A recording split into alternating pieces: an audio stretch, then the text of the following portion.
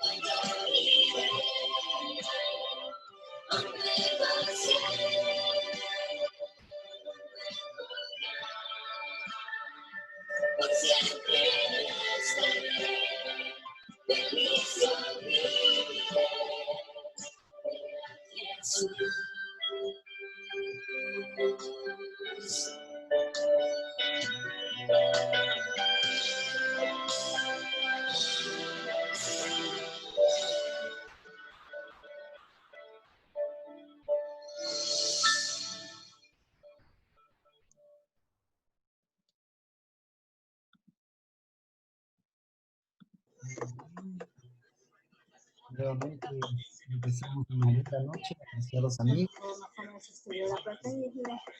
Vamos en estos momentos a iniciar el tema del día de hoy. ¿Cómo responder a las objeciones sobre el santuario, sobre el juicio investigador de 1844? Ese es el tema del día de hoy. Pero para eso vamos a iniciar orando, pidiendo que el Señor esté presente, que Dios nos dé la sabiduría y el entendimiento. Y también vamos a orar por la situación de nuestro país, de nuestra ciudad, para que el Señor nos proteja de la pandemia. También por el asunto de ingresos, ¿verdad? Hay falta de trabajo. Que Dios también pueda sostenernos y Él pueda ser quien nos esté sustentando. Así es que les invito ahí donde están a inclinar sus rostros para tener una palabra de oración. Buen Dios que estás en los cielos, en estos momentos quiero agradecerte, Padre, por permitir reunirnos una vez más en la noche de tu Hijo. y permitir que podamos estudiar tu santo palabra. Te pido, Padre, que pueda ser de bendición el estudio de tu palabra y que podamos entender, Señor, la profecía de acuerdo a la palabra de Dios. Tú la escribiste antes para que cuando suceda nosotros podamos confiar en tu palabra, podamos confiar, Señor, en tu poder y en tus promesas maravillosas. Aquí estamos, Señor, para que nos des tu Santo Espíritu, Padre. Al mismo tiempo estamos en una época bien difícil.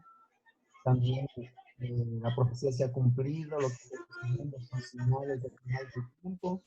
Y te pedimos, Padre, que tú puedas tener misericordia de cada uno de nosotros, que puedas protegernos, Señor, de las enfermedades, de las pandemias, del virus. Y todo esto ha generado también, Señor, que haya una escasez de trabajo. Que tú bendigas, Señor, a cada uno de tus hijos, que no nos falte de cada día, que no nos falte, Señor, el alimento. Te agradecemos, Señor, en el nombre de Jesús. Amén. Amén. Muy bien, apreciados amigos.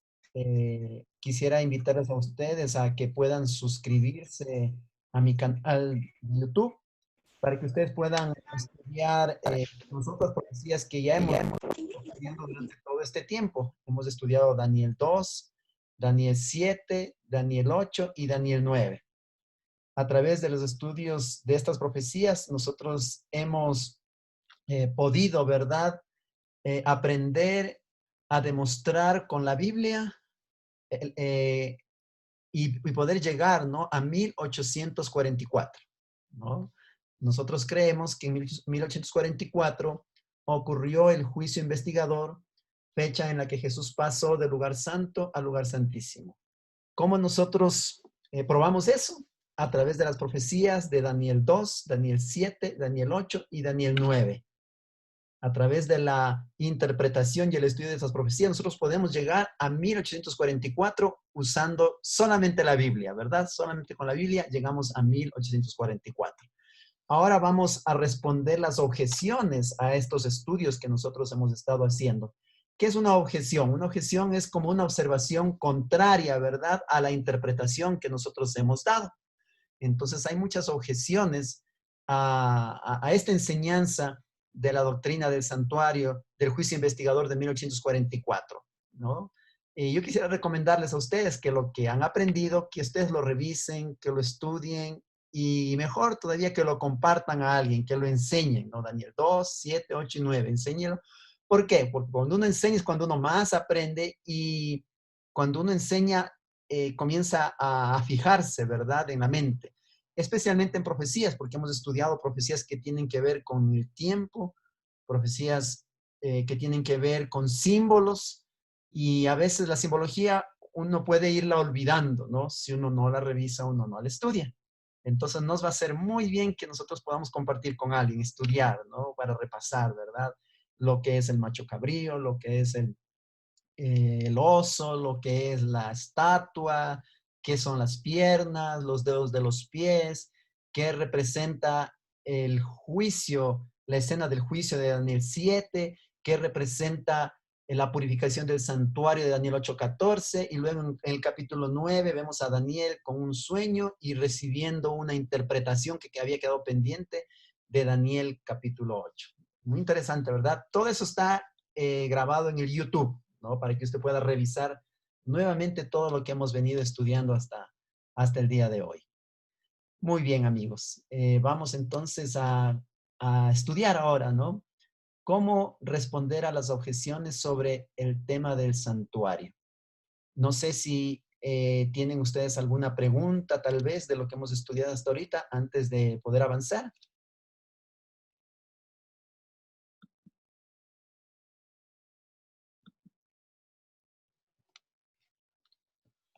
Si es que no hay preguntas, vamos a avanzar, ¿de acuerdo? Muy bien. Yo les voy a compartir la pantalla con el tema del día de hoy. Vamos a mirar. Estamos aquí. Eso. Sí se puede mirar, ¿verdad? Sí están mirando ustedes, ¿ok? ¿No?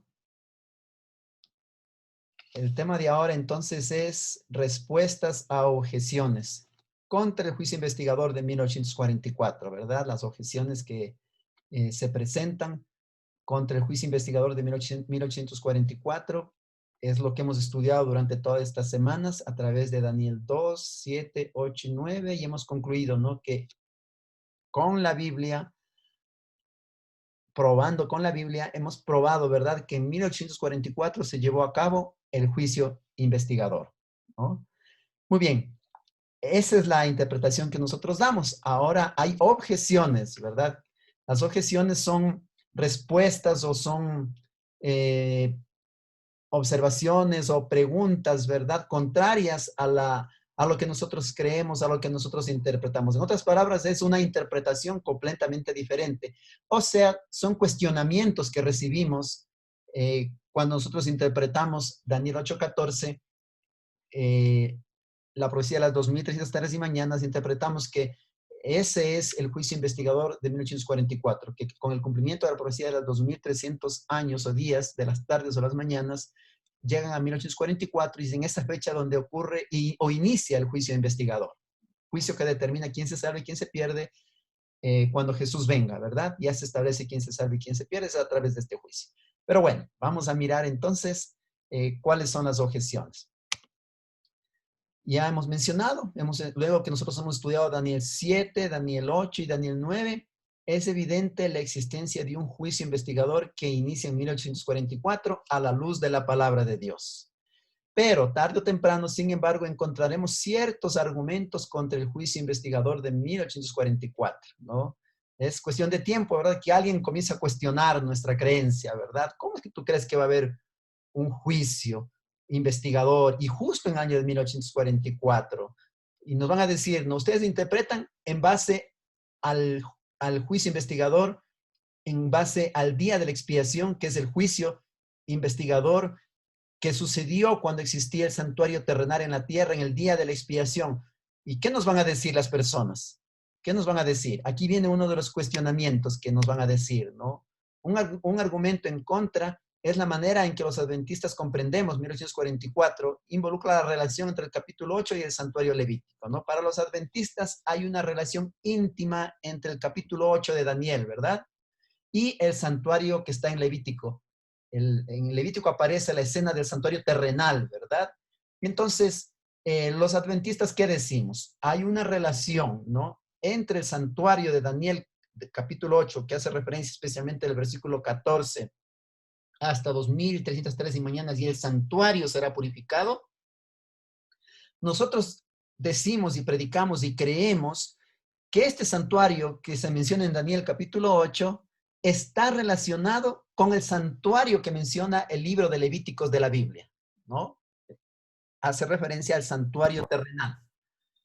Algunos opinan, los críticos, los que cuestionan, ¿verdad?, que no debiéramos relacionar Daniel 8 al servicio del santuario, ni tampoco debiéramos ver la purificación del santuario de Daniel 8 como el cumplimiento de la purificación típica del santuario levítico. Eso es lo que cuestionan, ¿no? Ellos dicen, no hay relación, dicen, no tiene nada que ver el santuario que menciona Daniel con el santuario que aparece en Levítico, el santuario que construyó el pueblo de Israel en el desierto. Dice, no tiene nada que ver lo único con lo otro. Entonces, si no tiene nada que ver, entonces la interpretación nuestra no sirve. Cae por el suelo, vamos a decir, ¿no? De acuerdo a la interpretación del santuario terrenal, una vez al año, el sumo sacerdote pasaba del lugar santo al lugar santísimo en el día de la expiación para purificar de todo el pueblo de todo el año, una vez al año. O sea, era un día de juicio, de meditación, ¿verdad? Entonces, los adventistas decimos que en Daniel 8, cuando habla de la purificación del santuario, está hablando no del santuario terrenal, sino del santuario celestial. Pero para esa época ya no había el santuario terrenal, ¿no? Entonces, cuando interpretamos que Daniel 8 habla del santuario celestial, lo hacemos en base a Hebreos, que menciona de la existencia de un santuario celestial, y También dice la Biblia que Daniel copió el modelo del santuario, en un santuario que se le mostró, dice, para hacer el santuario terrenal, Moisés miró, ¿no?, una imagen o un modelo, ¿verdad?, que copió él y lo hizo en el santuario terrenal. Evidentemente es el santuario celestial, ¿no? Entonces hay mucha evidencia, ¿no? Y hoy día vamos a analizar, aparte de la que estoy mencionando, otro tipo de evidencias, ¿no?, que tiene que ver o hace una relación entre el santuario de Daniel 8 y el santuario de Levítico. Algunos opinan que no debiéramos relacionar Daniel 8 al servicio del santuario, ni tampoco debiéramos ver la purificación del santuario de Daniel 8 como el cumplimiento de la purificación típica del santuario de Levítico. ¿Por qué? Muy bien. ¿Es válido este argumento o realmente existen lazos entre Daniel 8 y el santuario de Levítico? ¿Es verdad los que cuestionan que no tiene nada que ver? ¿O hay lazos entre Daniel 8 y el santuario de Levítico? Eso es lo que vamos a estudiar en estos momentos, ¿no?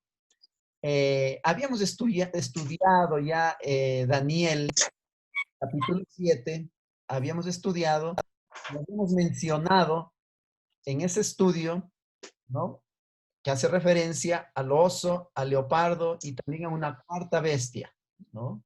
Si nosotros analizamos la profecía de Daniel capítulo 7, miramos aquí algunos animales cuya característica es que son animales inmundos. Son animales inmundos. El león es un animal inmundo, el oso, el leopardo y la bestia espantosa, ¿no? Son animales inmundos en Daniel capítulo 7, ¿no? ¿Qué sucede cuando nosotros estudiamos Daniel capítulo 8?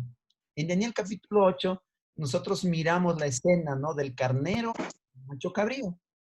¿Cuál es la característica de estos animales? La diferencia de Daniel capítulo 7. En Daniel capítulo 8, nosotros miramos que el profeta presenta animales limpios. Tenemos aquí un macho cabrío, tenemos al carnero, son animales limpios y son animales que se los usaba en el santuario.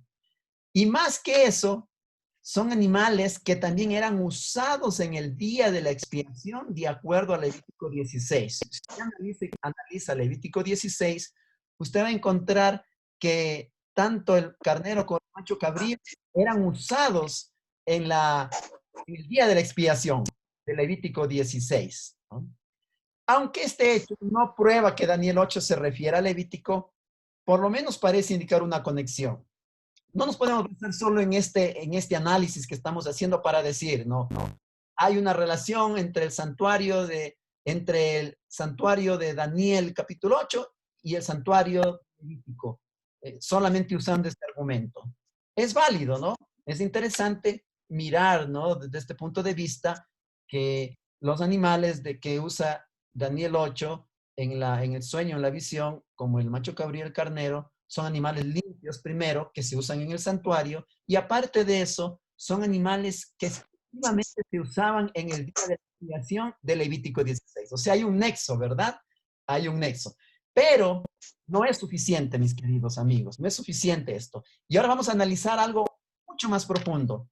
Es necesario que nosotros vayamos a analizar el lenguaje, ¿verdad? Y que estudiemos un poquito el hebreo, el, el idioma original en el que fue escrito Daniel y también Levítico, ¿no? Levítico como Daniel fueron escritos en hebreo. Así es que ahora vamos a analizar algunas palabras en hebreo, tanto de Daniel 8 como de Levítico, para nosotros establecer a través de este estudio si hay una relación, ¿no?, lingüística a través de Daniel 8 y el libro de Levítico. ¿Será que hay alguna relación?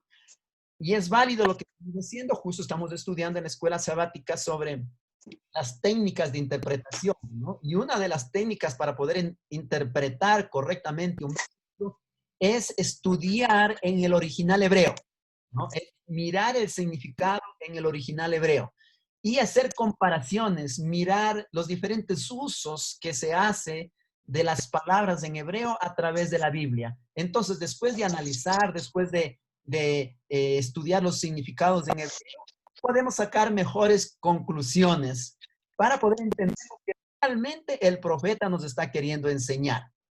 Por ejemplo, mis queridos amigos, en Daniel capítulo 8, versículo 11, aparecen imágenes propias del santuario. Dice así en la palabra de Dios, Daniel capítulo 8, versículo 11. Aún se engrandeció contra el príncipe de los ejércitos y por él dado el continuo sacrificio y el lugar de su santuario fue echado por tierra. Miren los términos que aparecen aquí, ¿no? Son términos relacionados al sacrificio del santuario, ¿no? Y aquí aparece la palabra hebrea, macón, ¿no? La palabra hebrea macón, que también es traducida como fundamento. Esta palabra macón, ¿no? Que aparece en Daniel capítulo 8, significa fundamento y es utilizada en el Antiguo Testamento 17 veces, 14 de las cuales se relacionan directamente con el santuario y 2 de las otras 3 se relacionan con el trono de Dios, surgiendo un enlace con el santuario. ¿Qué les parece, apreciados amigos? Esto es algo revelador, ¿verdad? Este término macón, quiere decir, el término macón significa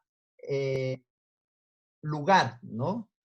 Cuando nosotros estudiamos en Daniel capítulo 8, versículo 11, dice, y el lugar de su santuario, Daniel 8, capítulo 8, versículo 11, ¿no? Dice literalmente, ¿no? Aún se engrandeció contra el príncipe de los ejércitos y por él fue quitado el continuo sacrificio y el lugar del santuario. Este término lugar de Daniel capítulo 8, versículo 11, también se usa en el Antiguo Testamento, ¿no? Y significa fundamento y está relacionado con el santuario, ¿no? Eso ya es diferente, ¿verdad? El mismo término que usa Daniel lo usa la Biblia en el Antiguo Testamento para hacer referencia al santuario y el lugar de su santuario. Macón significa lugar, ¿no? Esto es mucho más fuerte, ¿verdad? Vamos a analizar también otras palabras que nos van a ayudar muchísimo, ¿no? También nosotros podemos tomar en cuenta la palabra en sí mismo santuario, ¿no? Este término por sí solo relaciona este capítulo con Levítico, ¿no? Solamente el hecho de aparecer la palabra santuario en Daniel capítulo 8 ya está relacionado con Levítico. Pero ahora vamos a mirar el significado en el hebreo original. El término santuario en Daniel capítulo 8 usa el término Migdash para referirse al santuario, ¿verdad? El término Migdash. Este es un vocablo común que se lo usa para el santuario terrenal a lo largo del Antiguo Testamento. En algunos pasajes se refiere también a la morada celestial de Dios. En otras palabras, mis queridos amigos, el término Migdash que usa Daniel capítulo 8, versículo 11, ese mismo término es usado a lo largo del Antiguo Testamento para hacer referencia al santuario terrenal. Y aquí vemos otro nexo, otra relación entre el santuario de Daniel 8 y el santuario de Levítico, ¿no? Levítico está en el Antiguo Testamento, entonces hay una relación. Usando los términos lingüísticos, miramos otra relación. Vamos a mirar otra palabra que también aparece en el libro de Daniel. Nosotros tenemos en Daniel capítulo 14, dice, hasta 2300 tardes y mañanas, y luego el santuario será purificado. La palabra para santuario en Daniel capítulo 8 usa el término Kodesh, ¿no? Diferente del término anterior, ¿verdad? Migdash, ¿no? Migdash usa para Daniel 11. Y ese Migdash también aparece en el Antiguo Testamento, en el hebreo, ¿verdad? En relación al santuario. Pero para Daniel capítulo 8, versículo 14, al referirse al santuario usa el término Kodesh en el hebreo, ¿no? También, también se relaciona el capítulo con el culto levítico. También está relacionado con el culto levítico. Esta palabra puede referirse al santuario total, al lugar santo o al lugar santísimo. Cuando en el Antiguo Testamento o en el Levítico aparece el término Kodesh, se refiere al santuario, pero a veces lo usa para referirse al lugar santo, a veces lo usa para referirse al lugar santísimo. Kodesh se utiliza a través de Levítico 16, donde el Kodesh, el santuario, ha de ser purificado. En Levítico 16, cuando hace referencia a la limpieza que los sacerdotes tenían que hacer, el sumo sacerdote tenía que hacer una vez al año, entrar al santuario y pasar del lugar santo al lugar santísimo, tenía que ser purificado el santuario, usa el término Kodesh. El mismo término usado en Daniel capítulo 8, versículo 14, cuando hace referencia a la purificación del santuario. Este santuario es el término Kodesh. Otro nexo, otra relación entre Daniel y Levítico, entre el santuario de Daniel y el santuario de Levítico. Muy bien. También tenemos otra palabra, ¿no? El término ejército que aparece en Daniel capítulo 8, versículo 11 y 12, viene de la palabra Sabá. Este vocablo en el contexto del santuario se ha utilizado en relación con el trabajo de los levitas, aquellos que servían en el santuario terrenal. Y ahí está la evidencia bíblica, ¿verdad? Este término Sabá en el capítulo 8, versículo 11 y 12 aparece, ¿verdad? También aparece este término en el Antiguo Testamento en relación al trabajo que los levitas hacían en el santuario. Aquí miramos cómo los levitas ministraban. ¿Qué están haciendo ellos? Un sabá. Están ellos ministrando, están sirviendo en el santuario, sabá, en el santuario terrenal. Y lo mismo lo usan en Daniel capítulo 8, aparece otra vez el término sabá, el mismo término en el hebreo, ¿no? Es igualito el mismo término. Entonces, esta es otra conexión, es otra relación. Yo tengo aquí en mis manos mi Biblia y voy a leer Daniel capítulo 8, el versículo 11 y 12. Dice así la palabra de Dios. Aún se engrandeció contra el príncipe de los ejércitos. Aquí está, el príncipe de los ejércitos, Sabá, ¿no? Y por él fueron quitado el continuo sacrificio y el lugar de su santuario fue echado por tierra. Y a causa de la prevaricación le fue entregado el ejército, el Sabá, junto con el continuo sacrificio y echó por tierra la verdad e hizo cuanto quiso y prosperó. ¿Ven, hermanos? Entonces, este término Sabá, que se refiere a ejército, que aparece en Daniel capítulo 8, también es usado en Levítico capítulo 16 para hacer referencia al trabajo que hacían los levitas, ¿no? Al ministerio que ellos desempeñaban en el santuario terrenal. Vamos a mirar la otra palabra. Esta palabra es muy conocida, el tamid. ¿Qué significa diario, verdad? Muchos lo traducen como diario, el término tamid, ¿no? Y hace referencia al sacrificio diario que se hacía en el santuario terrenal, tamid, ¿no? Tiene una poderosa conexión con el santuario terrenal. Y este término tamid también es usado en Daniel. La mayoría de las traducciones la traducen como el continuo sacrificio, porque la palabra tamid en referencia al servicio del santuario se utiliza para el sacrificio diario, el sacrificio que se lo hacía en la mañana y en la tarde, diario que hacía el pueblo de Israel en el santuario, ¿verdad? Ese es el tamid. Aunque la palabra sacrificio no está en el texto original, simplemente está tamid, el diario, ¿verdad?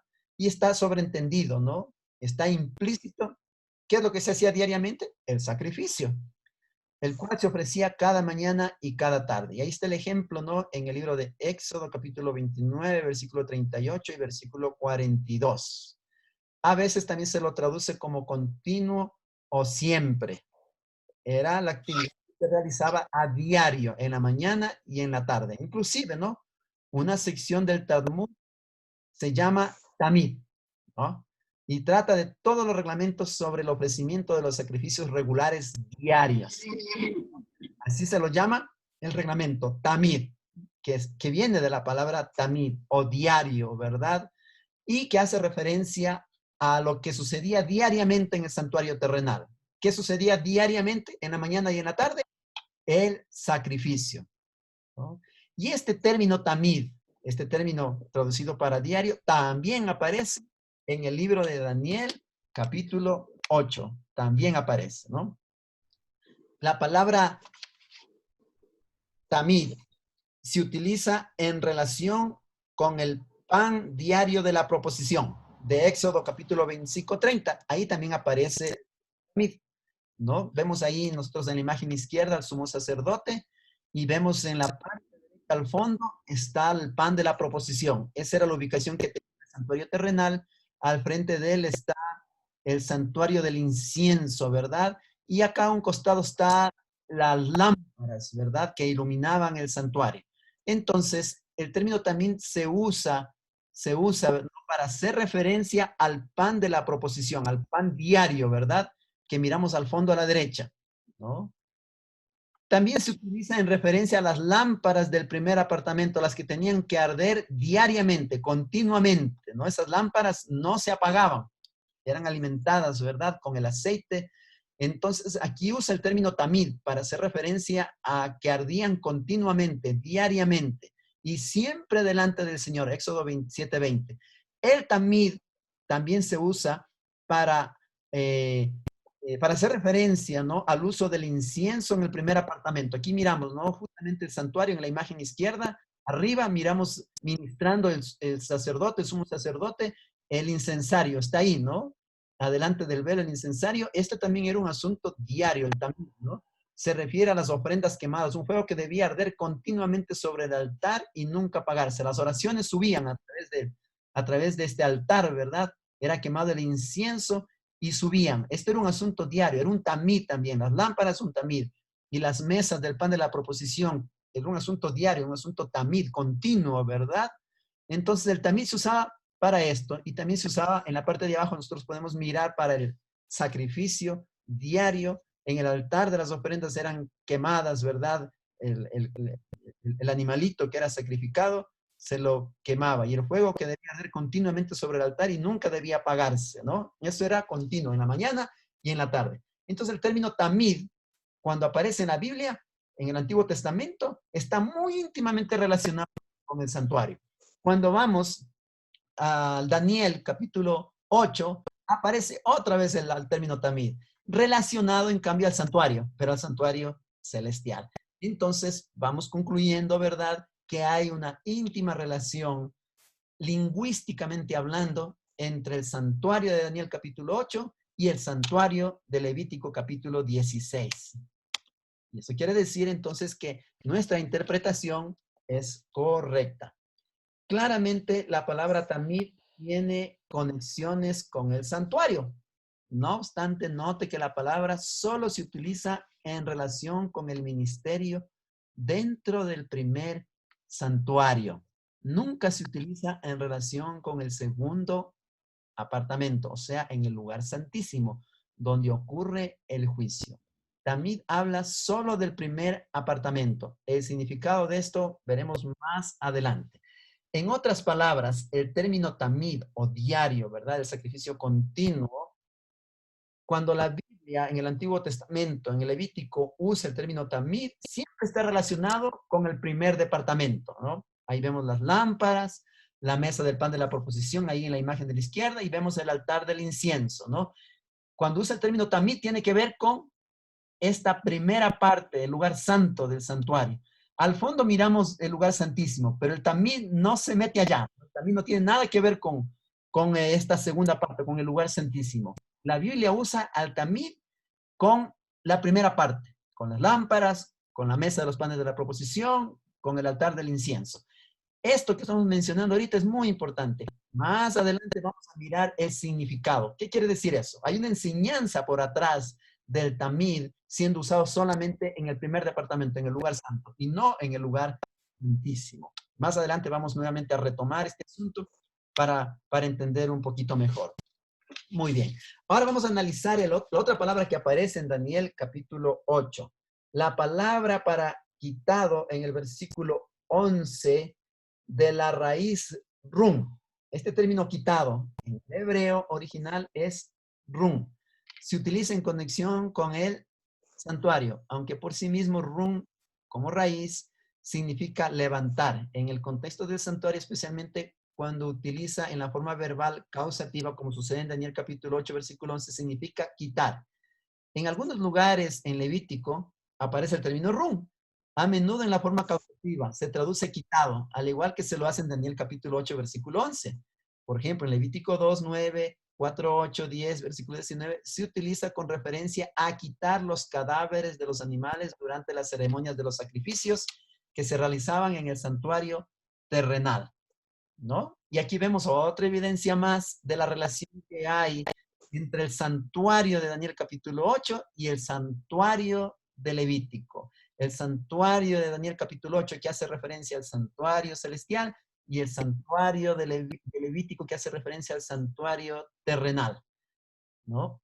A través de la lingüística, el término quitado nuevamente lo relaciona, ¿no? En Levítico lo usa para quitar, ¿no? Los animales que habían sido muertos, quitar, levantar, ¿verdad? Era el trabajo que hacían los levitas, levantaban eso. Ese es el término rum para quitar los cadáveres, ¿no? De los animalitos que habían sido muertos durante los sacrificios diarios en el santuario terrenal.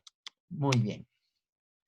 Muy bien, hasta este momento hemos probado lingüísticamente Daniel 8 puede conectarse con el culto del santuario. Está aprobado, ¿verdad?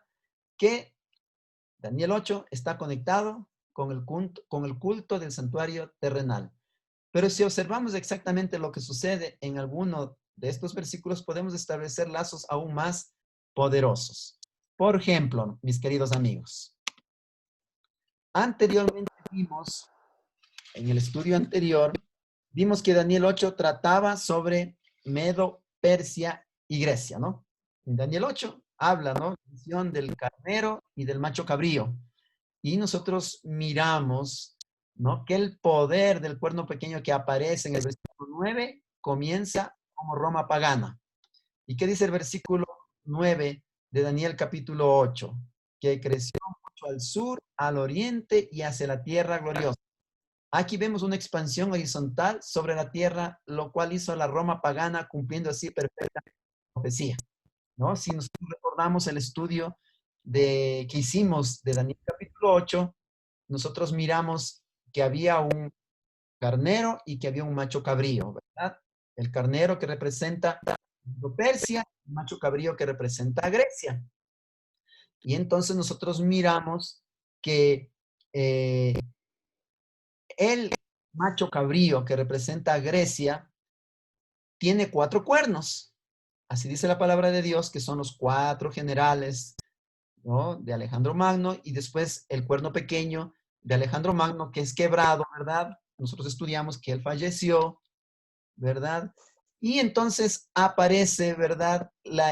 Aparece el surgimiento de un cuerno pequeño, ¿no? Que crece mucho hacia el sur, hacia el oriente y hacia la tierra gloriosa. Nosotros habíamos estudiado con mucho cuidado que este cuerno pequeño no surge de los 4 cuernos, de los 4 generales que le sucedieron a Alejandro Magno. Se rompe ese cuerno, ¿no? No, este cuerno pequeño surge de los vientos, habíamos estudiado, ¿verdad? Surge de los vientos, de los puntos cardinales, de uno de los puntos cardinales de los vientos surge, no está relacionado, ¿no? Y aquí nosotros miramos, ¿verdad? Este cuerno es pequeño al inicio, pero miramos que crece aquí, en la figura aparece, ¿verdad? El cuerno ya grande, creciendo, ¿verdad? Y eso significa la expansión territorial del Imperio Romano, ¿no? Y en el diagrama de abajo nosotros miramos cómo llegó a ser el Imperio Romano, mis queridos. Si usted mira el gráfico en la parte más oscura, miramos que prácticamente el Imperio Romano correspondía a todo lo que es de Europa, ¿no? Miramos ahí España, lo que hoy día es España, lo que hoy día es Portugal, lo que hoy día es Inglaterra, Francia, Alemania, ¿verdad? Italia, ¿verdad? Italia está en pleno centro y el reino avanza, ¿verdad? Hasta lo que hoy es Grecia, a lo que hoy es Turquía y lo que hoy es Israel, ¿verdad? La parte de Israel. Y si nosotros seguimos avanzando en la parte de abajo, está lo que es Egipto ahora, ¿verdad? Todo eso era el Imperio Romano, ¿no? Era grandísimo, prácticamente abarcaba 3 continentes, ¿no? El europeo, el asiático a la derecha y abajo el africano. Y en realidad, Alejandro Magno quería conquistar mucho más hacia el este, ¿verdad? Ya estaba llegando a la India, dice la historia, ¿no? Cuando ya no recibió apoyo y tuvo que regresarse. Cuando regresó, él murió y 4 generales lo reemplazaron. Estos 4 generales entraron al poder y entonces aparece la escena del cuerno pequeño en donde derriba a estos 4 generales y surge el Imperio Romano. El Imperio Romano con acciones horizontales, ¿no? Dice el versículo 9, ¿no? Que creció mucho hacia el sur, hacia el oriente y hacia la tierra gloriosa. cómo la profecía se va cumpliendo, mis queridos amigos, mis queridos hermanos, ¿verdad? En cuanto a las acciones del cuerno pequeño. Pero nosotros habíamos estudiado en Daniel capítulo 8 que el cuerno pequeño no solamente tiene acciones horizontales de conquista, ¿no? Y básicamente estas acciones de conquista se hicieron o se sucedieron en la época de la Roma pagana, de la Roma de los Césares. En la Roma de los Césares, el imperio comenzó a extenderse, ¿verdad? De una manera grande, sorprendente, el imperio romano, ¿verdad? Durante la época de los Césares. Y nosotros podemos mirar aquí que Jesús vino en esta época de los Césares, ¿no? La Roma pagana, ¿no? Que se extiende desde después de Grecia, después del año 168 antes de Cristo.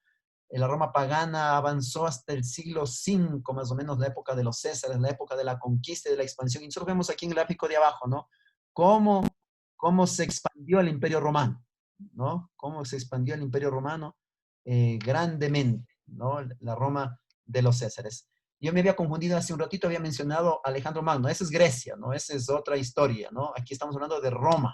¿No? Roma fue quien sucedió a Grecia, a los 4 generales que reemplazaron a Alejandro Magno cuando él murió, ¿verdad?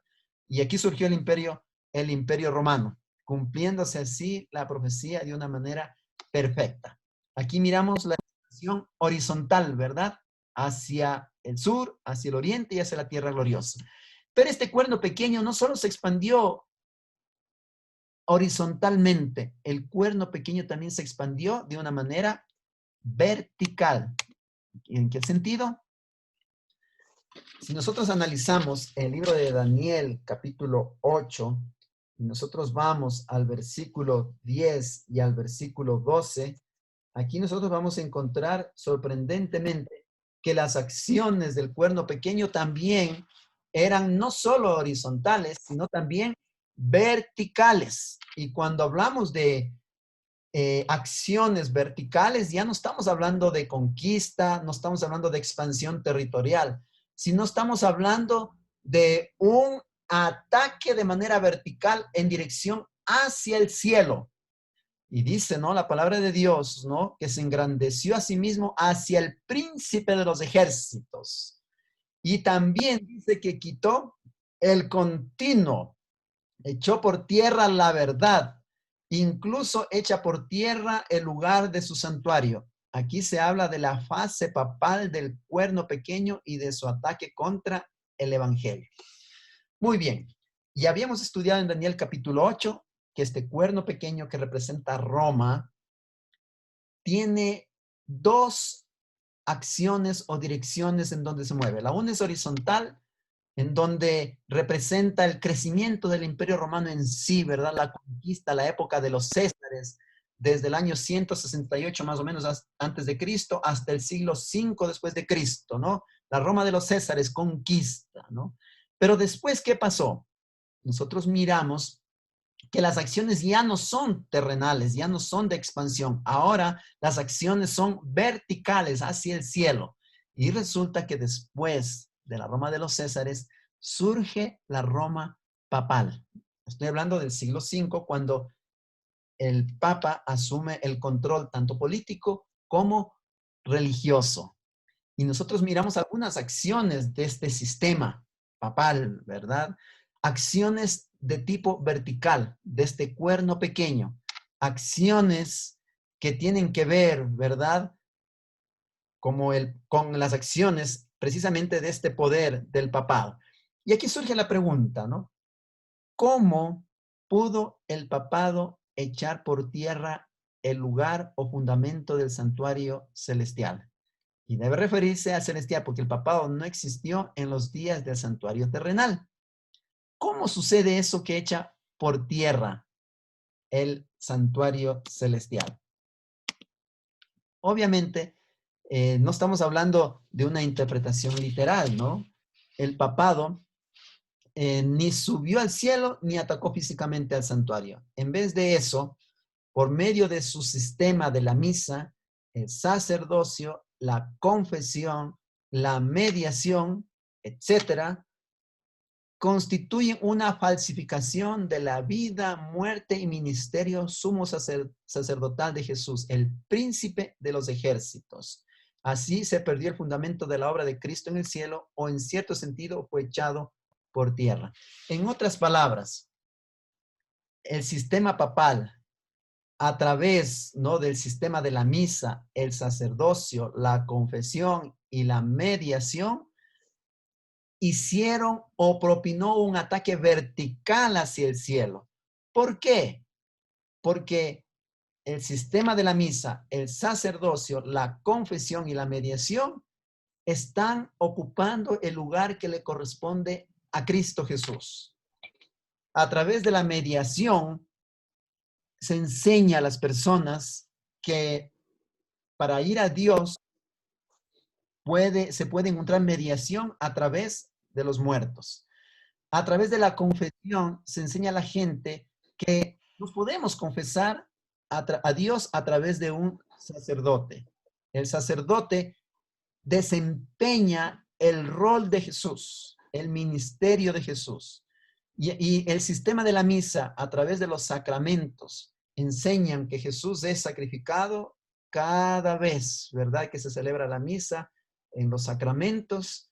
Jesús mismo es crucificado, dicen ellos, ¿no? Cuando la Biblia dice que Jesús murió una sola vez y por todas. Entonces, todo este sistema de este poder, ¿verdad?,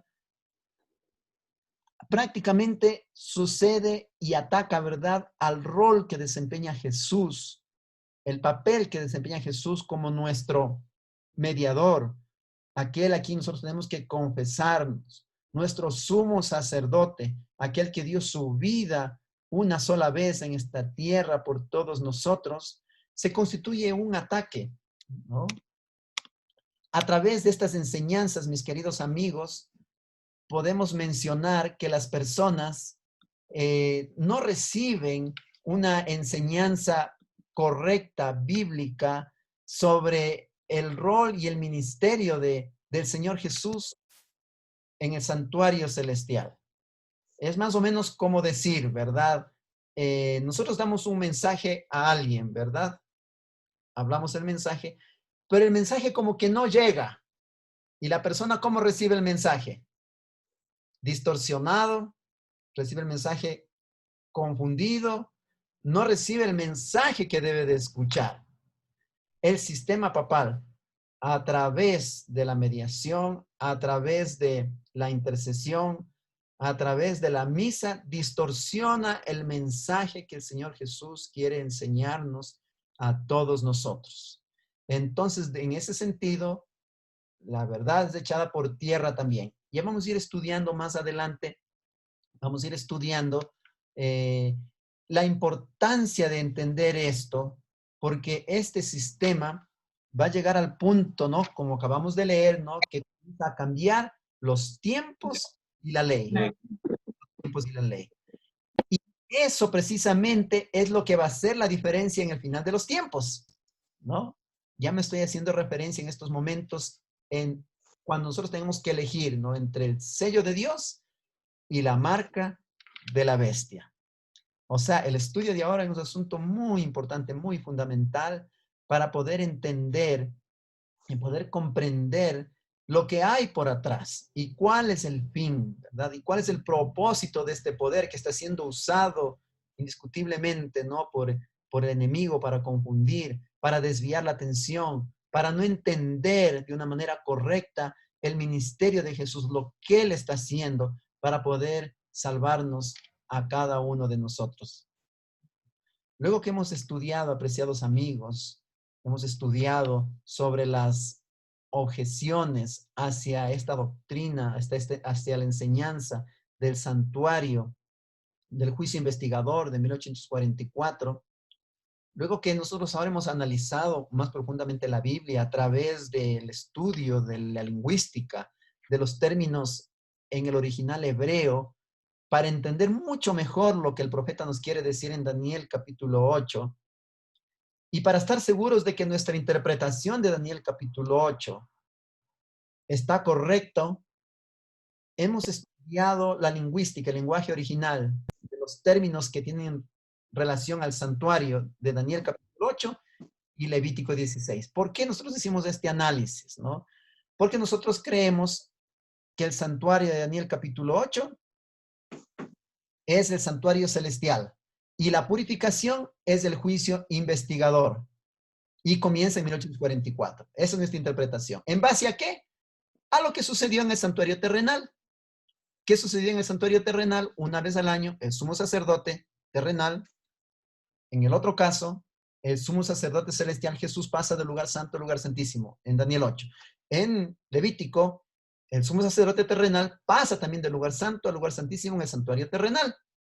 Una vez al año, dice Levítico 16, en el día de la expiación. Era un día de juicio, era un día donde los pecados de todo el pueblo, de todo el año eran perdonados, ¿verdad? En Daniel 8, ¿qué decimos nosotros? Jesús pasa del lugar santo al lugar santísimo en el santuario celestial. ¿Para qué? Para iniciar el juicio investigador. ¿Cuándo sucedió eso? En 1844. Luego que hemos estudiado Daniel 7, 8 y 9, ¿verdad? Ahí llegamos con la Biblia en mano a 1844. ¿Qué pasa? Es el día de la expiación. Inicia el juicio investigador. Jesús pasa del lugar santo al lugar santísimo. O sea, hoy estamos en el 2020. 1844 pasó hace poco tiempo. Hace poco tiempo Jesús ya pasó del lugar santo al lugar santísimo. ¿Y qué decimos nosotros? ¿Qué concluimos?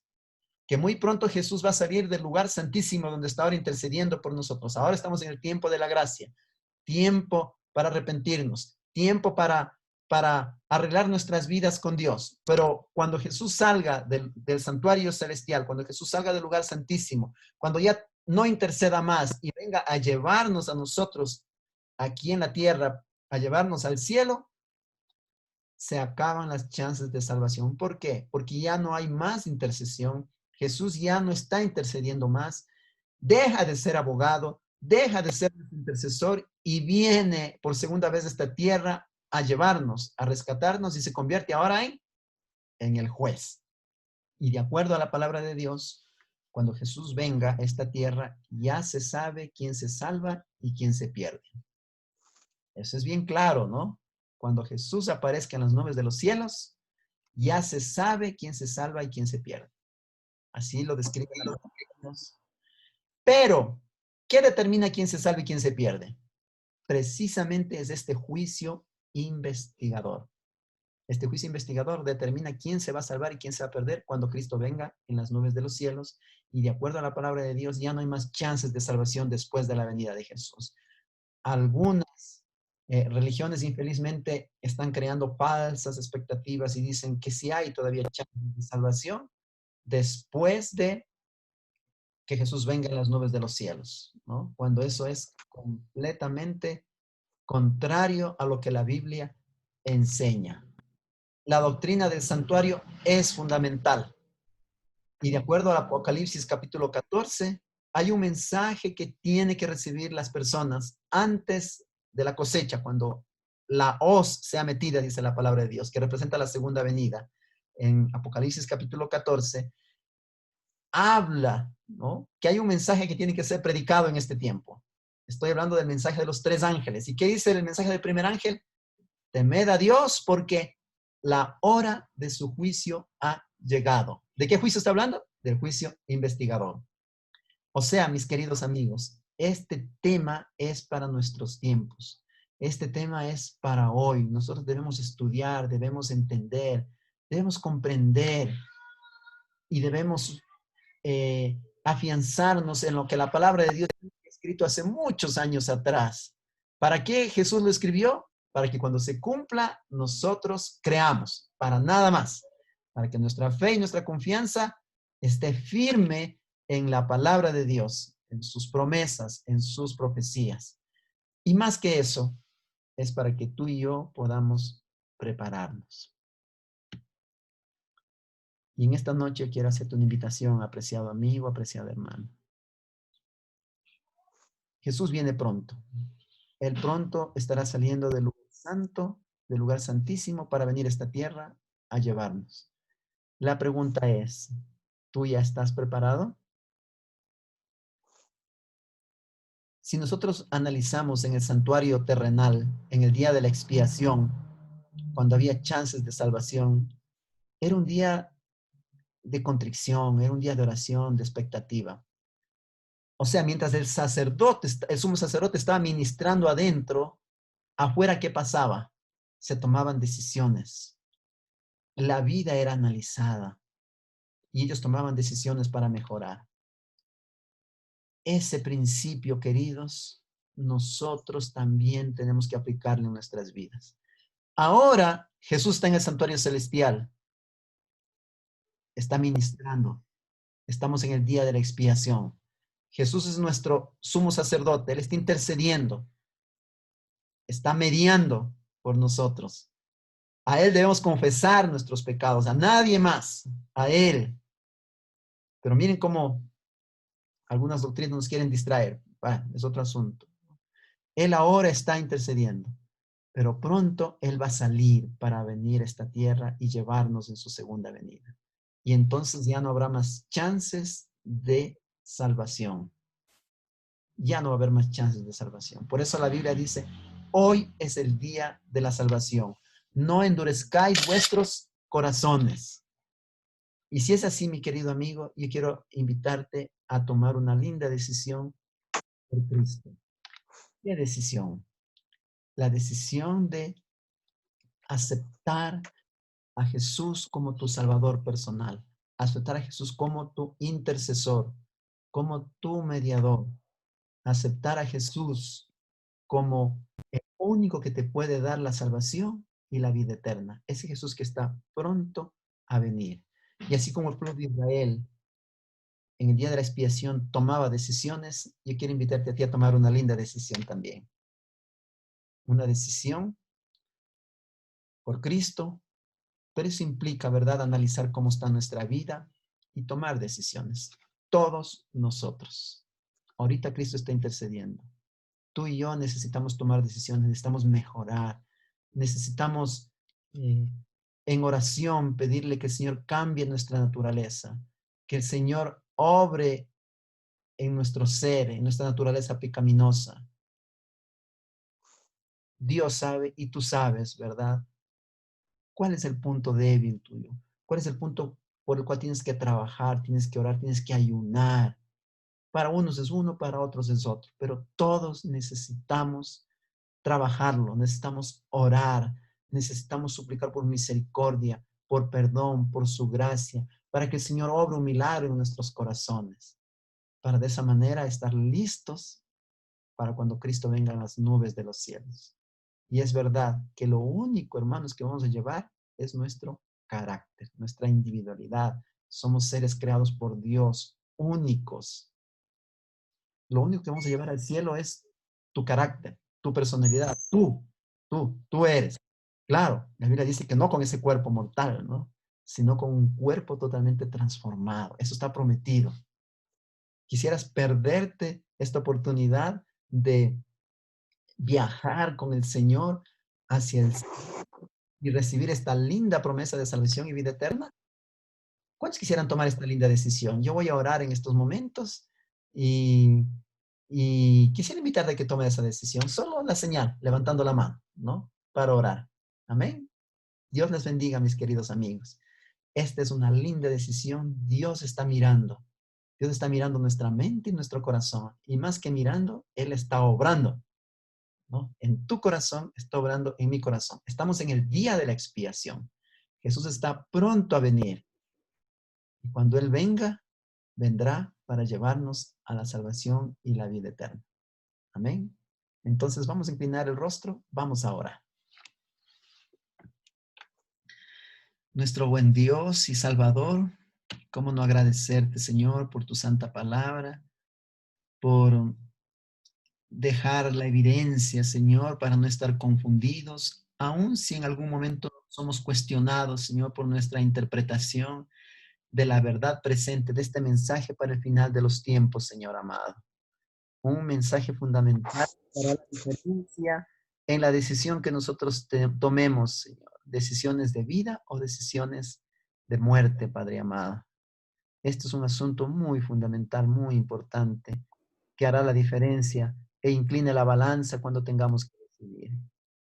que decidamos, Señor, por ti, por fe, que aceptemos tus promesas y que, Señor, tomemos la decisión de vivir en armonía, Señor, con tus expectativas, Señor amado. Vivir en armonía con tu palabra, con tu voluntad, Señor, con tu ley, Señor amado, con lo que tú esperas de cada uno de nosotros. Pero no por miedo ni por obligación, Señor, sino porque hemos razonado, tú nos has invitado a reflexionar, a razonar y a decidir, a escoger, Señor, entre el bien y el mal, entre la bendición y la maldición. ¿No lavas con agüita acá? ¿Dónde? La agüita ahí está hirviendo ya. ¿En dónde? Ahí pues, en la cocina que usted ha puesto. Que nos bendiga, Señor, y que podamos, Padre, mantener en el nombre de Jesús. Amén. Dios mío, mira. Está hirviendo ya, ya está hirviendo. Queridos amigos, mis queridos hermanos, que Dios les bendiga.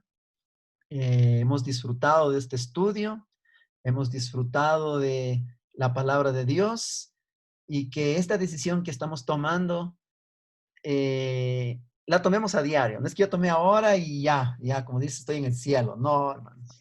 La decisión de ahora es muy importante, es fundamental, ¿no? Pero esta decisión hay que tomarlo diariamente, un día a la vez, con oración, con la dirección de Dios a través de su santa palabra.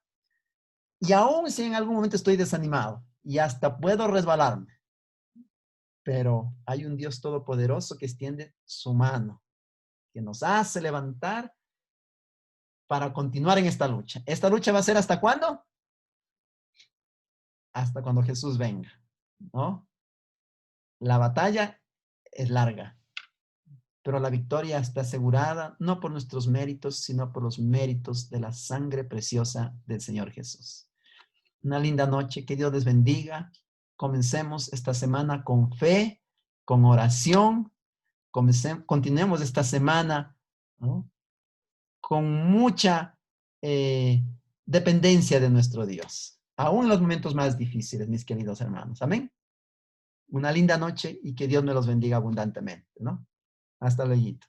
Pueden abrir sus micrófonos para despedirse también. Una linda Pastor, noche, linda noche. pastor, y Bendiga, ¿no? a todos los hermanos, una linda semana. Amén. Hermanitos, muchas gracias para todos también. Que Dios les bendiga. Una feliz semana. Bendiciones. Dios les bendiga, mis hermanos.